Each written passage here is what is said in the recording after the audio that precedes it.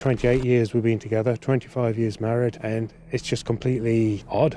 I still believe she's going to just turn up the same way she disappeared. Tina Satchwell vanished without a trace. No note, no signs of struggle, just gone. For 6 years, her husband begged the public for help, pleading for Tina to come back home. But during all of this time, one person was hiding a very dark secret. And eventually, the truth came out. Let's get right into it.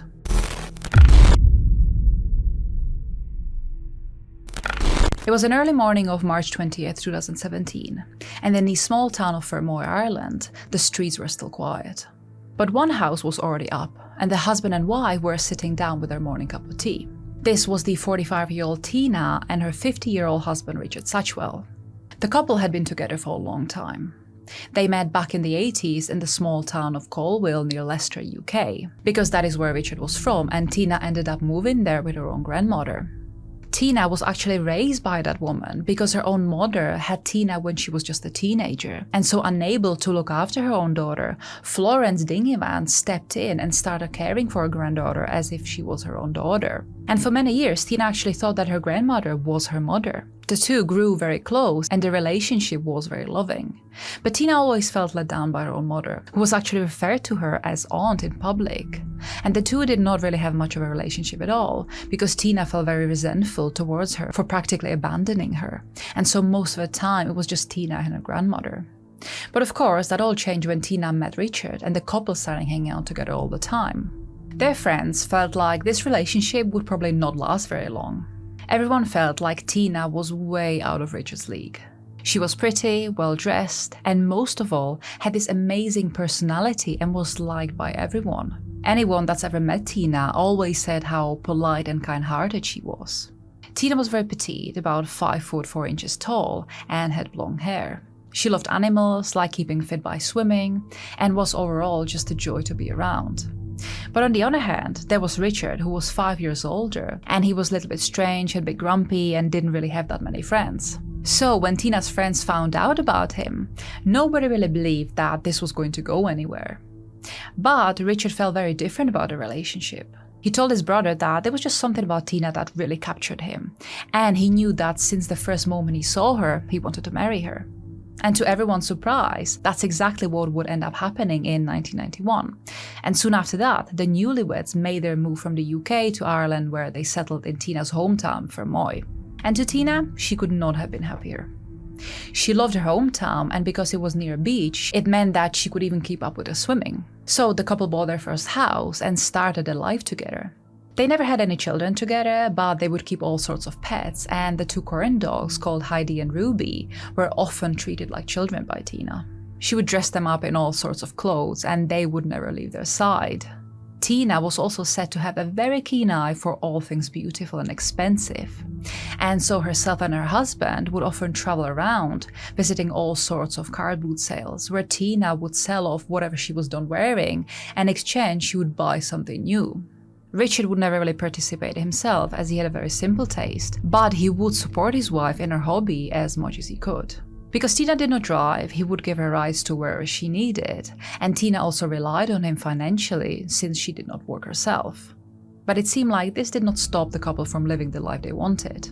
Then, a couple of decades later, in 2016, the Satchwells ended up selling their house in Fermoy and moved to their new home on Grattan Street in Youghal. And that is where they were sitting now, in their cozy kitchen, planning the day ahead. Tina was still dressed up in her comfy pajamas and a dressing gown, whereas Richard was already dressed, ready for the day. He made a small breakfast for the two of them, which was their usual cup of tea and a slice of toast, and when the pair were done eating, Tina reminded Richard of what she wanted him to do that day. He was to go to the local shop, located not too far away in Dungarvan, and pick up some birdseeds for the parrot Pearl. After that, she handed him a small list of groceries that she wanted Richard to pick up from Aldi. And so he quickly looked at the list, nodded, kissed his wife goodbye, and said he would see her in just a couple of hours. Several hours passed, and Richard was finally done with his errands. So satisfied that he had now everything he was told to get, he drove back to the house on Grattan Street, fully expecting his wife to greet him at the door like she always did. But when he stepped through to the hallway, something immediately felt off. Richard saw Tina's keys on the floor, and so he picked them up and called out for her. But he got no reply. The 2 dogs were still in the living room, so this made Richard a little bit uneasy. Tina would never leave them on their own. But he decided to dismiss this and thought that maybe Tina just needed some space, and she decided to go on a walk, and maybe she just forgot her keys behind as she was leaving. So Richard decided to just put away all the groceries, and as he was doing that, he noticed his wife's phone sitting on top of the kitchen table. This was definitely strange, because Tina would always have that on her. But again, Richard tried brushing it off as a once-off anomaly, and when he was done in the kitchen, he sat by the TV waiting for his wife to come back home. But the evening came, and there was still no sign of Tina. Richard tried staying calm. Maybe Tina left for Fermoy to go see her family. Now, he didn't find any note to say that, but he thought to himself that it was actually Tina's grandmother's anniversary that day, and so maybe Tina decided to catch a bus, or maybe her sister came to pick her up and take her out for the day. And so Richard was sure that it was just a matter of hours, if not minutes, before his wife of 25 years would be finally back home. But unfortunately, he would be wrong. 4 days passed, and there was still no sign of Tina. Nobody from her family got in touch to say that she was actually staying with them, and so Richard was beginning to think of the worst, that Tina decided to leave him. The truth was that their relationship had been slowly deteriorating over the years, and Richard was now thinking what all of those friends were thinking those years ago, that Tina was the trophy wife, and that surely she could do much better than him. And he now thought that he was definitely right about what he found, or rather did not find in the couple's attic on the day that Tina went missing. When his wife did not come home the first day, Richard actually went on to see if any of her things were missing. Some time ago, Richard built a walk-in wardrobe for Tina on the 2nd floor of their house because he knew how much Tina loved her clothes, and this way she would get to have them neatly organized. But as he stepped inside of that walk-in closet, it didn't look as if anything was taken out. But as Richard started to look around a bit more, he finally noticed that one thing in particular was now gone. And this was a box of shoes that contained all of the couple's savings, which was approximately 26,000 euros. Richard tried looking for the box everywhere, but it was clear that it had been taken. And not only that, Tina's documents were missing also. And so all of this really started to look like Tina had decided to take the money and leave. So on the 24th of March 2017, Richard contacted the Fermoy Garda, which is what the police are called in Ireland, and reported all of this to them. He said that she must have left because she no longer felt happy, and that she ended up taking their savings with her. But Richard also told the police that he did not think that she was in any danger, hence he did not want to file a missing persons report, because he was hoping that she would come eventually home to him. So the call was just really to say that there was a woman who had left her husband and to please let him know if there were any sightings of her. The police did take down all the details and said that they would be in touch in case they got any information on her, and then they hung up. On the 2nd May 2017, about a week after Richard contacted the Garda station, a phone rang inside of the house on Grattan Street. It was Garda Thomas Keane, and he was phoning to see if Richard had had any contact with his wife since they spoke a week earlier. Richard said that he had not, but again, he was still not concerned, and he was just really hoping that his wife would change her mind and come back home.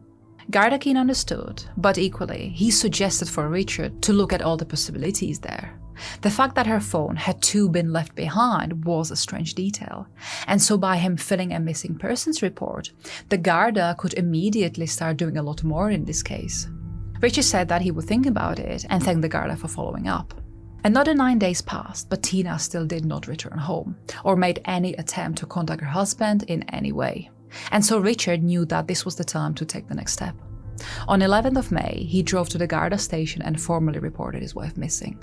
He went over all the details of the morning of when he saw his wife last, and again explained how strange it was for her to leave her phone as well as her 2 beloved dogs behind like that. Richard also mentioned the missing money and said that when he hadn't found that box, it felt as if the ground had opened up beneath him. The officers took all of this information down and began their investigation immediately. All family members were contacted.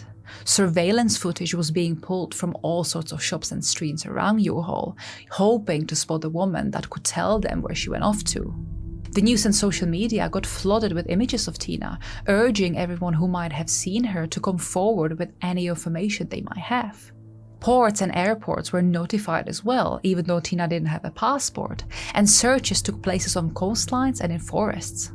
The Garda conducted even house-to-house inquiries, but nothing was bringing them any information about the missing woman whatsoever. Then, on the 14th of May, the Garda took another statement from Richard. The man wanted to add some details about Tina that now might be seen as important, even though they didn't seem to be at the time. He said that about a week prior to Tina's disappearance, the couple were driving in a car when out of nowhere, Tina got really angry. She accused Richard of wasting 28 years with him, saying how much he compromised herself with him. And then Richard started adding more details. He said that it was really Tina who wore the trousers in their marriage, and that Richard was fully aware that he was being a complete pushover. He then paused for a bit, as he was not sure whether he should even continue. But the officer encouraged him to keep going, and so Richard took a deep breath and confessed that Tina was actually violent towards him. It had started about 2 weeks after the couple met, and Tina apparently hit him so hard that she had given Richard a black eye. And from then on, it became a regular thing for Tina to lay hands on Richard. Now, Richard said that he was too much in love with her and that he could never imagine hurting her back, and so he sort of just gotten used to Tina's mood swings over the years. But Richard said that they got much worse after Tina's brother Tom took his own life back in 2012, and that he felt like Tina was just taking her own frustration out of him. And so now it was not unusual for her to commit real violence 3 to 4 times a year. Richard added that he did not want the Garda to think that Tina was a bad person, but he thought that she actually might have had an undiagnosed psychiatric problem. Richard did say that he did not think that she could hurt herself as she was vain and in love with herself, but that it would explain her outbursts towards her husband. But even with all of this, Richard stressed how much he just wanted to know that Tina was safe somewhere out there, because she was his whole world, after he had given up his own family for her by moving to Ireland. Richard would go on to give similar interviews to the Garda in Middletown, and he said that he was obsessed with his wife, and that when she was not in a bad mood, she was actually this perfect person whom everyone, including himself, loved and adored. Richard also explained Tina's dysfunctional childhood, and how he felt like he just wanted to protect her from this kind of a world, even though his own family was now not talking to him because they thought that Tina was never a good match for him. And even though Richard felt like all this social media might put his wife off from coming home because she might feel like people would judge her and ridicule her, he still went on to speak with reporters from radio and TV stations. Basically, he spoke with everyone who would listen to him, and his message was simple. He was pleading for his wife to come back home and promising her that nobody was mad at her. He said that their pets were missing her like crazy and that they all just wanted her back. And he was saying all of this through tears in his eyes. Everyone watching this thought that this guy was absolutely distraught, and everyone just continued to pray that Tina would return home, or at least that she would make some sort of a contact to let her husband know that she was okay. Meanwhile, the Garda searched Satchwell's house. The first search was conducted on the 7th of June, and this was conducted under the premise that there might have been an assault on Tina in the house on the day she went missing. The officers noted that all sorts of home improvement projects were currently being done, and they also noticed a relatively new plasterboard on the stairs with a red brick wall underneath the stairway. All of these surfaces were examined using the so-called blue star chemical, which would reveal any traces of blood, but there were none found. So the investigators noted all of their findings down and took photographs of the house inside and out and just left. Several months later, in March 2018, a tip came from an anonymous caller. They said that they had seen a blonde-haired woman matching Tina's description enter the Mitchell's Wood in Castlemartyr on the night of Tina's disappearance. And they also said that the woman was there with someone else. But sometime later, the second person was seen leaving the woods without the blonde-haired woman to be seen anywhere with them. This location was about a 20-minute drive from Youghal, and so the Garda swarmed the place at once, and it was even established as a no-fly zone for a while. An extensive search, including detection dogs, was launched, but the investigators found no trace of Tina or anyone else in the woods. And after this tip, it seemed like no new leads were coming up, and so for the next few years, Tina's case slowly began to grow cold. Richard was still giving interviews and speaking to whomever he could, but as for the Garda, new and more pressing cases started to keep them busy, and so without anything tangible to go on, they had to move on, at least until the year 2023. On the 10th of October, 2 years after the Superintendent Anna-Mary Toomey was brought in on the case, a huge and extremely intrusive search began in the house on Grattan Street. Toomey spent the last 2 years looking at all the evidence and interviews collected, and she started to form a theory of her own. But it would take her those 2 years to fully exhaust all the possibilities. But in the end, she was sure that she was right. A full crew moved into the house quickly, and they found it to be in a state of complete mess. There were towers of dirty dishes and laundry, and dog and bird feces were scattered everywhere. As instructed, the investigators also had a cadaver dog with them. Because if Toomey was right, this would finally help them to break the case wide open. And so the house was fully sealed in, and the dog and its handler started their work from the attic, slowly going from one room to another, moving from the top to the bottom floors. And when they reached the ground floor, in the hall towards the bottom steps, the dog suddenly laid flat. And this meant only one thing. The same night, an arrest was made of a suspect that Toomey had carefully profiled and identified, and this person was taken in straight away. A day later, the full team was back at the house on Grattan Street. They had to get to the bottom of what the dog was pointing at the day before. And they found a concrete mixer and a sofa blocking access to the understair cubbyhole. They could also see that part of the brick wall was a different shade to the other bricks, and that the wall itself looked very odd, so it could not have been professionally constructed. So, removing all the obstacles from the cubbyhole, one of the investigators crawled into the cramped space along the strange wall with a flashlight. Shining down onto the floor of that space, he quickly realized that it was covered with a lino. So, pulling it off and away, the lino revealed a concrete floor. But there was something very strange about it. There was a patch that was much lighter in color to the rest of the floor. The investigator did say this to the rest of the team, and they all agreed that this area needed to be properly searched. So, a powerful hammer was brought in and the drilling began. But the machine had to be soon stopped. Usually the concrete would be about 4 inches thick, but this patch turned out to be much thinner. And it was actually more of a loose filling rather than a sturdy foundation. So they had to switch to using a shovel, but even that was soon replaced by just their bare hands. Digging down to about 2.5 feet, the investigators suddenly came across a new material, a sheet of a heavy-duty plastic. And that is exactly when they knew that a different team had to be called to the scene. 2 forensic archaeologists came in and began their slow and painstaking work to unearth what was hiding beneath the staircase. They managed to get to the plastic sheet, but they quickly realized that it was not just the plastic sheet that was down there. Underneath the sheet and wrapped up in an additional blanket were remains of a woman who was still dressed up in her pajamas and a dressing gown. The corpse had a pink fingernail still attached to its ring finger. In a pocket, a wallet was found that contained an ID card, and if this did belong to the woman they just found, it would also mean that the mysterious disappearance of Tina Satchwell was now solved. It would take some time to identify the corpse, but in the end it would turn out that the remains did indeed belong to the missing woman. It still bore the same Tweety Pie tattoo on her chest and a piercing in her belly button. There were shards of glass found on her scalp and body, but due to the state of decomposition, the cause of the death could not have actually been determined. There was no fracture found to the bone, which would usually be broken if the victim was strangled to death. But of course, that could not have been ruled out either. There were no bruises found in the small amount of tissue that was still left, and there was no evidence of trauma on the body as a whole. But of course, they did not rule the possibility of Tina maybe being poisoned, which would have of course left no visible trauma on her. After such a gruesome and upsetting finding, the investigators turned the attention to the man they had arrested. They actually had arrested him before, but they had to let him go because they did not have enough on him. But now it looked like this was no longer the case. And for the first time in 6 years, the suspect, Richard, changed his whole story. He said that on the 20th of March, he had made Tina a special breakfast alongside her tea and toast, because it was their 26th wedding anniversary. But as he was preparing all of this, he heard this scrapping noise by the staircase. So he followed this strange noise and found his wife with a chisel in her hand, scrapping the plasterboard he had put up by the stairs. And when he started questioning her about it, apparently out of nowhere, Tina flew at him with a chisel and started stabbing at his head with it. During this commotion, the pair ended up on the ground with Tina on top of Richard, still trying to stab at his head. And apparently that is where Richard grabbed a belt of her dressing gown, and as he was trying to protect himself, he held that belt against Tina's neck. And in an instant, Tina's body went limp, and she fell into his arms, dead.